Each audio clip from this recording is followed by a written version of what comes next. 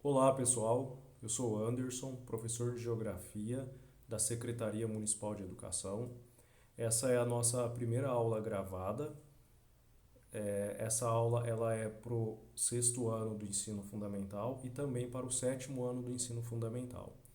Essas aulas gravadas elas são destinadas prioritariamente para os alunos que não estão conseguindo participar das aulas online, né? Por uma série de motivos, alguns alunos não conseguem participar dessas aulas que acontecem ao vivo, online, todos os dias. E pensando que a educação é um direito de todos, que toda criança tem o direito à educação, a Secretaria de Educação, então, iniciou esse processo de gravação de aulas, pensando em atingir aí o maior número possível de alunos com essas aulas gravadas. Essas aulas elas estarão disponíveis no canal do Ceforp no YouTube, certo? Então vamos lá. Como eu disse, né, para o sexto e para o sétimo ano, estaremos utilizando nessa aula o material didático número 1 nas páginas 16 e 17.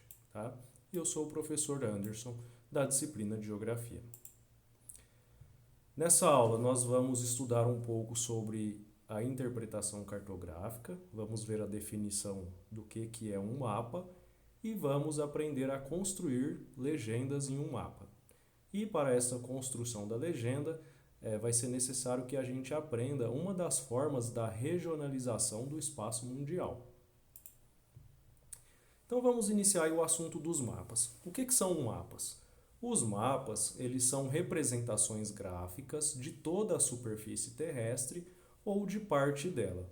Ou seja, um mapa pode representar o mundo, pode representar apenas um país, pode representar um continente ou um estado, uma cidade, um bairro, ou seja, toda a superfície terrestre ou parte dela.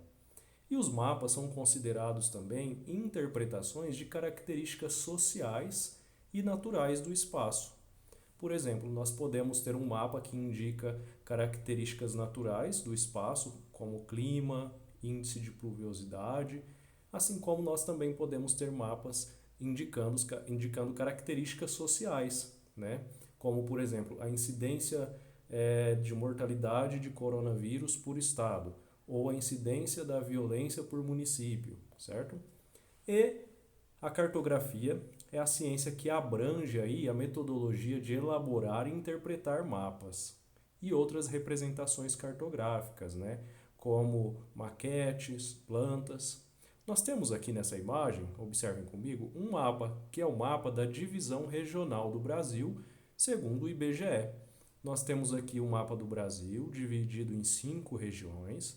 Essas regiões elas estão organizadas aqui por cores. Aqui vocês conseguem ver um quadrado verde escrito norte. Isso aqui é a legenda de um mapa. Então, o que isso significa? Quando nós olhamos para esse mapa e observamos essa região verde aqui é a região norte do nosso país. Se a gente observar mais detalhadamente, nós vamos conseguir identificar quais são os estados que compõem a região norte. Como, por exemplo, olhem só, Tocantins, Pará, Amapá, Roraima, Amazonas, Rondônia e Acre. Se nós fizermos o mesmo, por exemplo, com a região sul está na cor roxa, a gente observa aqui na legenda, sul, a gente olha para o mapa, temos aqui, olha só, Paraná, Santa Catarina e Rio Grande do Sul, certo? Continuando. Os mapas são uma das formas mais antigas de representar e comunicar os conhecimentos sobre a Terra, e eles vão envolver sempre algum tipo de distorção, porque levando em conta que a Terra ela é quase redonda, né? Porque na verdade o formato mais aproximado da Terra é uma geóide, né? É quase redonda, então qualquer tentativa de transformar uma superfície que é redonda numa folha de papel vai ter alguma distorção. Então, às vezes, a distância entre os continentes vai ser um pouco maior ou menor, ou às vezes o formato daquele país não vai ser o igual que está lá na superfície que é quase redonda. Então, vai ter algum tipo de deformação. Às vezes, o tamanho, né? Mas aí, com o passar dos tempos, eles se tornaram cada vez mais complexos e mais exatos, mas não existe um mapa que é 100% igual à realidade. Ele vai ter sempre algum tipo de deformação. A nossa sociedade evoluiu, se tornou mais complexa e também mais tecnológica. Então os mapas também cada vez mais com mais informações e produzidos aí, né, com o auxílio de computadores, né, e dispositivos móveis. Os mapas, eles têm alguns recursos que se chamam elementos e símbolos. Eles são padronizados. Por que padronizados? Para que se permita a leitura das suas informações em qualquer parte do mundo, né?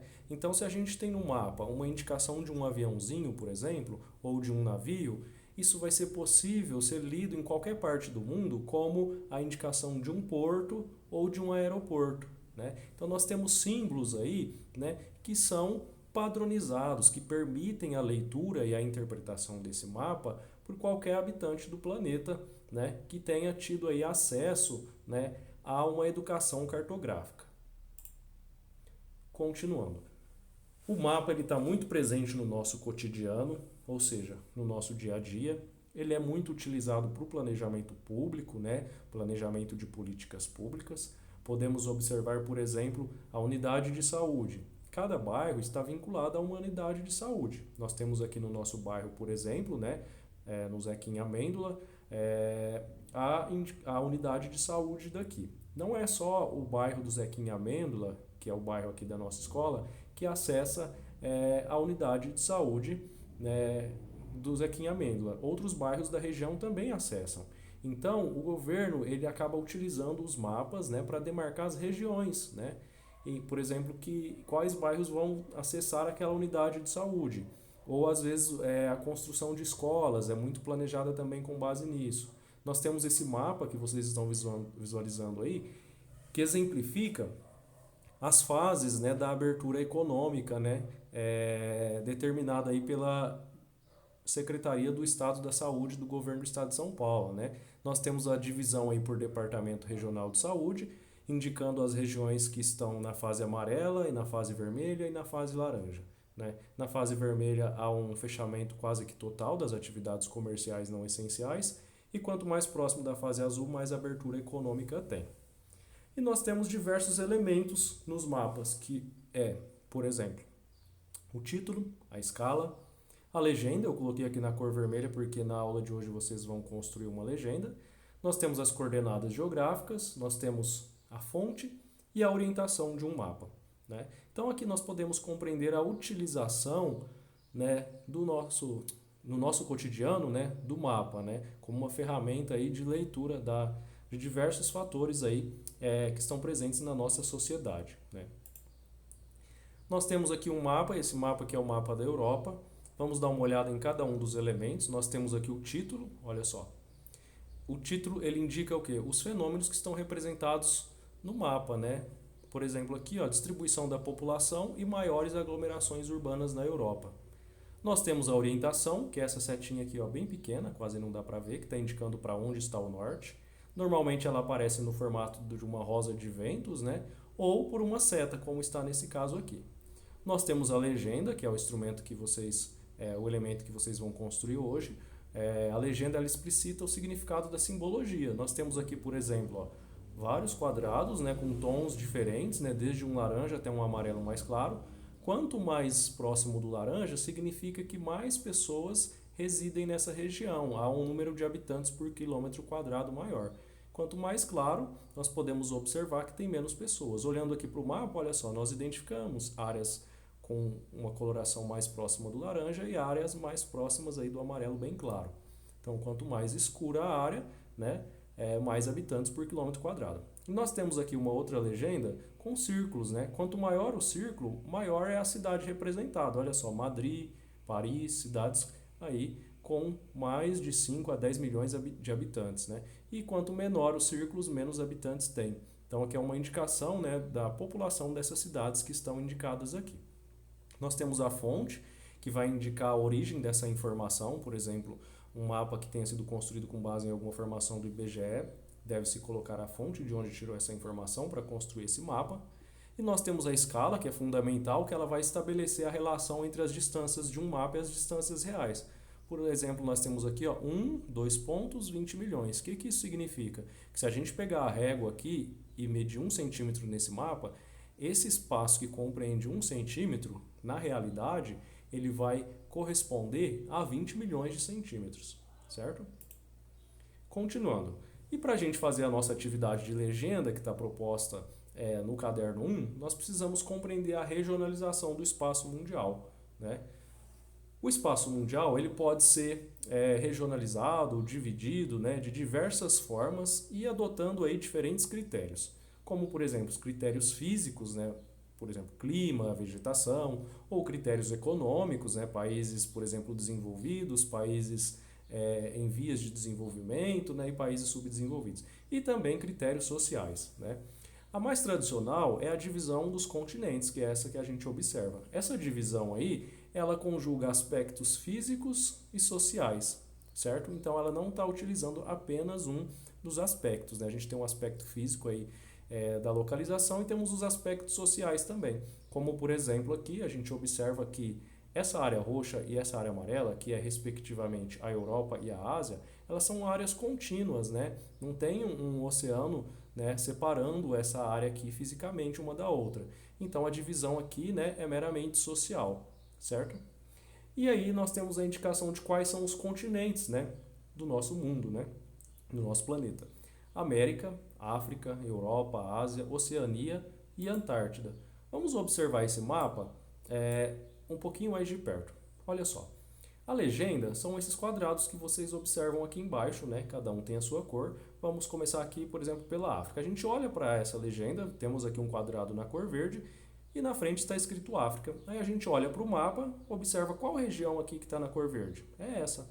Então isso significa o quê? Que aqui é a África. A gente pode fazer o inverso também. A gente pode olhar aqui para o mapa, por exemplo, essa área aqui vermelha, né?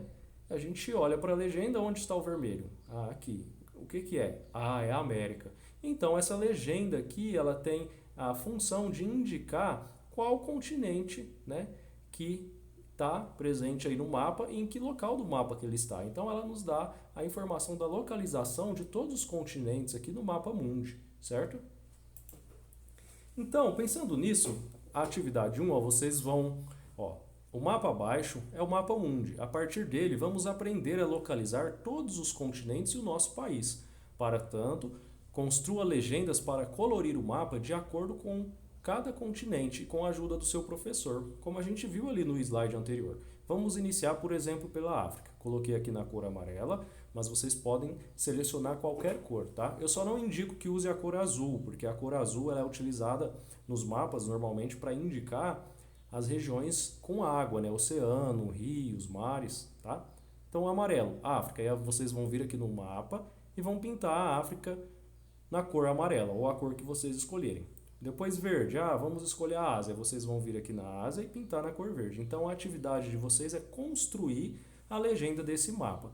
E depois que vocês pintarem os oceanos, eu sugiro que vocês pintem a região que não é de continente, né? Vocês pintarem o oceano de azul e os continentes, que são as porções de terra, né? Na cor que vocês quiserem. Continuando. 2. Em qual continente, país e estado se localiza, né, a cidade que você mora? Primeiramente, qual o nome da sua cidade? Qual estado que está localizada a sua cidade? Em qual país? Em qual continente? Será que o país em que você vive ele está situado na Ásia, na Europa, né? Então aí você vai indicar. Vou indicar aqui para vocês, observem só, nesse mapa aqui, ó, na cor, aqui não onde está a cor laranja, aqui é onde está o nosso país, o país que a gente vive, é onde eu estou com a seta aqui. Então, com base nessa informação, vocês vão conseguir responder qual é o continente que está localizado, né, o nosso país, tá bom? 3. Quem é você? Quantos anos você tem? Onde você nasceu? Aqui você vai fazer o mesmo exercício, você vai dizer a cidade que você nasceu, o estado e o país. Por exemplo, suponhamos que você tenha nascido em Uberlândia. Aí você vai dizer, vai escrever aqui, Uberlândia, estado de Minas Gerais, Brasil. Quais são as suas características físicas? Aí você vai descrever as suas características. A cor da sua pele, a cor dos seus olhos, né? O seu cabelo, qual a cor dele, né? Como é seu cabelo? O seu cabelo, ele é liso, ele é crespo, ele é cacheado? Qual a língua que você fala? Em que ano que você estuda? É no sexto F, é no sexto G, é no sexto A, é no sétimo D? Aí você vai indicar, certo? Na 4, como você costuma se arrumar para ir para a escola? Aqui você vai dizer o que você faz para se higienizar antes de ir para a escola, quais as vestimentas que você utiliza, ou seja, a forma que você se veste para ir para a escola, os materiais que você leva e utiliza e os lanches que porventura você utilize ou que você consuma mesmo na escola. Estamos pensando aqui nas aulas presenciais, tá? Como é o trajeto seu para a escola? Quando as aulas são presenciais, quanto tempo você demora para chegar até a sua escola? Que meio de transporte que você utiliza e quem te acompanha? Quais são os meios de transportes possíveis, por exemplo? Os meios de transportes são as ferramentas, entre aspas, né, que a gente utiliza para chegar até a escola, né? Os veículos, né? Como, por exemplo, será que eu estou indo de bicicleta, de motocicleta, de ônibus, de carro, ou estou indo a pé? Quem me acompanha? Meu amigo, meu primo, minha mãe, ou eu vou sozinho ou sozinha para a escola? E a questão 6 a paisagem do percurso que você faz até a escola é uma paisagem urbana ou rural? Descreva. Então você vai descrever o que você vê pelo caminho. Se você vê ruas, se você vê avenidas, por exemplo, comércios, prédios, parques, campos de futebol, escolas, o que você vê pelo caminho, você vai relatar aí. Não precisa ser tudo, mas as coisas que você lembra mesmo. E se você enfrenta alguma dificuldade para chegar até a escola e qual é essa dificuldade? Pensando que vocês têm que caracterizar aqui na 6 se é uma paisagem urbana ou rural, aqui em cima nós encontramos, olha só, a definição desses dois tipos de paisagem.